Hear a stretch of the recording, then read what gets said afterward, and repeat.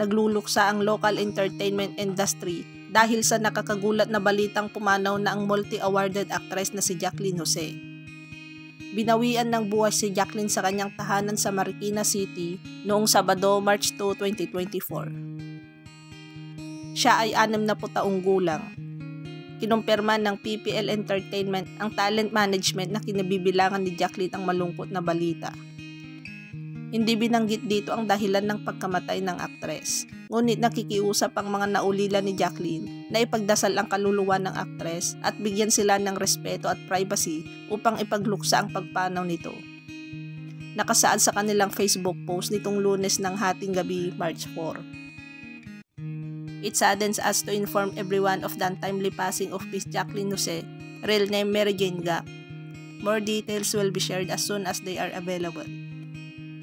The Gak and Eigenman families are requesting for everyone to please pray for the eternal repose of Miss Jacqueline Jose and for them to be allowed the respect and privacy to mourn her passing and navigate these difficult times. Naulila ni Jacqueline ang kanyang mga anak, sina Andy Eigenman at Gwen Gak. Si Andy ay anak ng aktres sa namayapa na ring aktor na si Mark Hill. Si Gwen naman ay anak niya sa miyembro ng bandang Dadot na si Kenneth Ilagan. Mary Jane Gak ang tunay na pangalan ni Jacqueline. Nakababatang kapatid siya ng dating aktres na si Veronica Jones. Si Jacqueline ang kauna-unahang Pilipinong nanalo bilang Best Actress sa Cannes Film Festival ng France noong 2016. Nagwagi siya para sa kanyang pagganap sa pelikulang Marosa. Nagsimula ang acting career ni Jacqueline noong 1984 nang ipakilala siya bilang isa sa mga bida ng chikas ng Baby Pascal Films and Associates. Launching movie nila ito ng mga kapabaguhang aktres na sina Lovely Rivero, Tanya Gomez, Rachel Ann Wolfe at Carla Calua. Mula noon, hindi na huminto si Jacqueline sa pag-arte. Kahit nagbida sa mga sexy movie tulad ng White is Slavery noong 1985 at Private Show noong 1986, ipinakita niya ang husay bilang aktres kaya paulit-ulit siyang nanalo ng mga acting award sa lahat ng mga award-giving body sa Pilipinas. Pinatunayan ni Jacqueline na walang malaki o maliit na role para sa isang aktres na punong-puno ng talent dahil nagampanan niya ng buong husay ang lahat ng mga klase ng karakter na ipinagkatiwala sa kanya.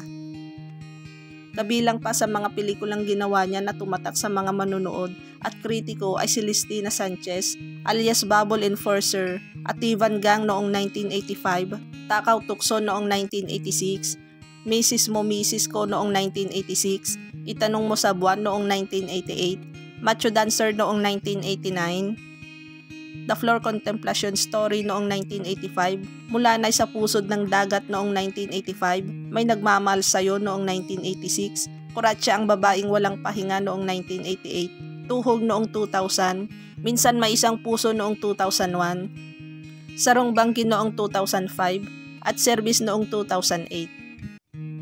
Tumatak din sa mga manonood ang mga pagganap niya sa mga teleserye ng ABS-CBN at GMA7. Kabilang sa kapamilya teleserye na ginawa niya ay ang Pamilya Saragosa, Mula sa Puso, Hiram, Ikaw ang Lahat sa Akin, Prinsesa ng Banyera, Diyosa, Nagsimula sa Puso, Kung Tayo'y Magkakalayo, Sabel, Reputasyon, at Kahit Puso'y Masugatan. Ilan naman sa kapuso drama series na ginawa niya ay Sana Ikaw na Nga, Makita Kang Muli, Zorro, Mundo Mo'y Akin, My Husband Lover, Akin Pa Rin Ang Bukas, Carmela, Ilustrado, More Than Words, Marimar, The Millionaire's Wife alias Robin Hood, My Korean Jagiya, The Better Woman, The World Between Us at Bolera. Naiwan ni Jacqueline ang kapamilya primetime series na FPJ's Batang Quiapo kung saan gumanap siya bilang Jail Chief Dolores Espinas. Huling pelikula naman niyang naipalabas ang Broken Blooms noong 2023. Hindi pa naipapalabas ang natapos niyang pelikula na Pieta kung saan kasama niya sina Nora Honor, Alfred Vargas at Gina Alahar. Noong Setyembre 2022, inamin ni Jacqueline sa cabinet files na pumasok sa isip niyang magretiro sa pag-arte pero nagbago ang desisyon niya. I wanted to but still have 2 years contract with GMA7. I have to finish my contract. Akala ko expired na. My road manager told me hindi pa. Pahayag ni Jacqueline.